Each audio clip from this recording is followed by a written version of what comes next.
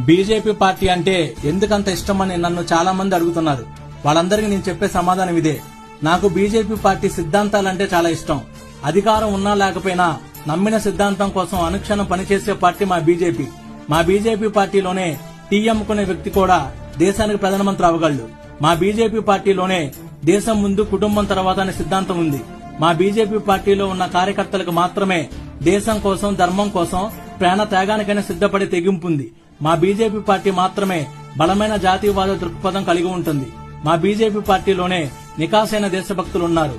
మా బీజేపీ పార్టీలో పనిచేస్తున్న ప్రతి ఒక్క కార్యకర్త గుండెల నిండా జాతీయ జెండా ఉంటుంది. మా బీజేపీ పార్టీలోనే దేశ గౌరవాన్ని పెంచేందుకు, హైందవ సంస్కృతి సాంప్రదాయాలను కాపాడేందుకు, మాతృభూమి కోసం, దేశ ప్రజల సంక్షేమం కోసం లాభాపేక్ష లేకుండా అహర్నిశలు శ్రమించే లక్షల మంది కార్యకర్తలున్నారు. మా బీజేపీ పార్టీలోనే అధికారం ఉన్నా ఏమీ ఆశించకుండా